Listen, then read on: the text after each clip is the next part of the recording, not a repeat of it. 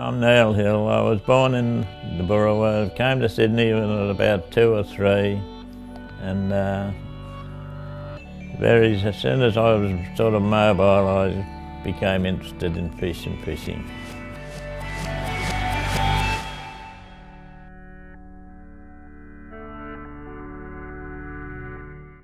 Keeping a diary has been the most advantageous thing I've ever done. I defy anyone to rely wholly and solely on their memory. Bait you're using, the time, the state of the tide, and the condition of the fish, all the things that I regard as important. I still recall the first fish I ever caught was a leather jacket off the rocks at Manly. We used to pay a penny to go across in the ferry, walk around the rocks, and it was a fantail leather jacket. I didn't even know how to clean it. Someone showed me how to clean it. That was fish number 1. I always tell everyone, if you go fishing, the first one's the hardest.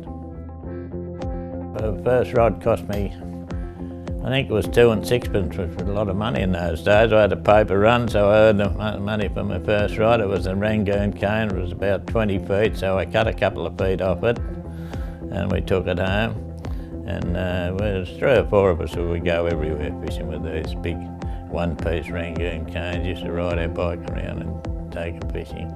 First year fish I ever caught was on an old Rangoon cane. I had to get married to do that. We waited at the shop where they had the old sliding scales. You stood on it and all that, and it was 55.5 pounds. I fiddled around with a light line and caught a little tail and decided near the top of the tide to have a throw for dew at a place called the Dew Bite. And it's just a little bend in the river where the run eases on the run in, fish near the top of the tide, and I stuck my old Rangoon cane right out the side window, which was the offside, and had the ratchet on, and it pitched out the tail, and it went off. I nearly fainted, so I had to get out, run around and grab the rod, and away we went. And it was quite exciting because there was one big pylon in the river, so I decided to jump in and swim and hook the gap onto the thing and flick the line over while my wife was saying, "No, don't do it, don't do it."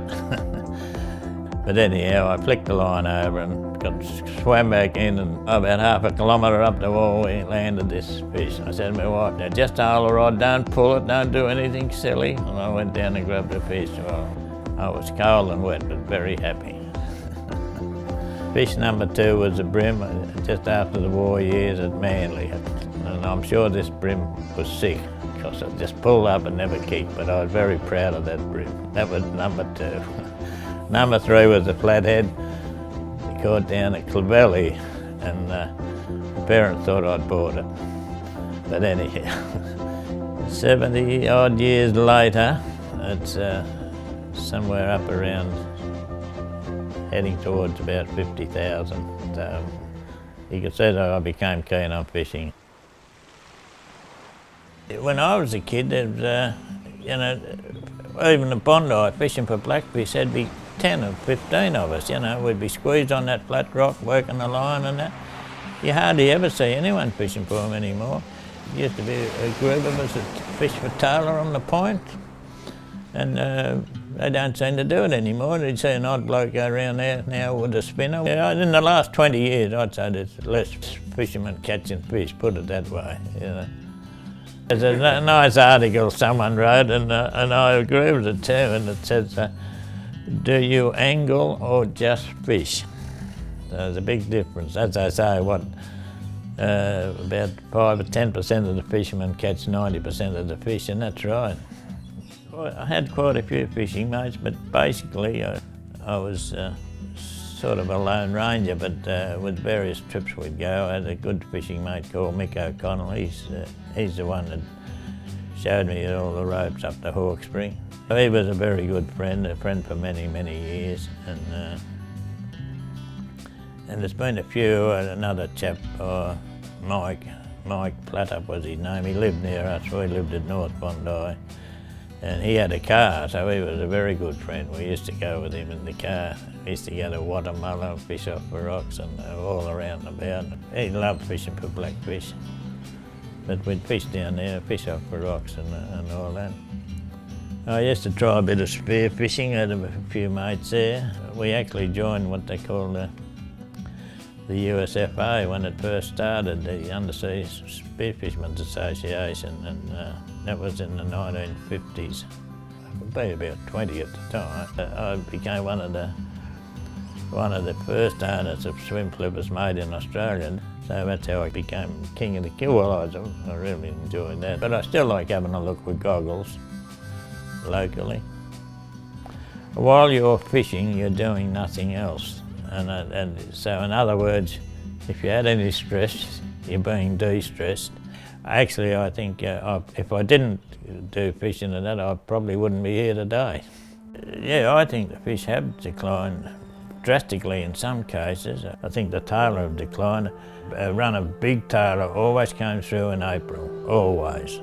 And they were, I'm talking about 5 and 6 pounders. But there's not so many people fish for them now, but I'm sure there's less of them.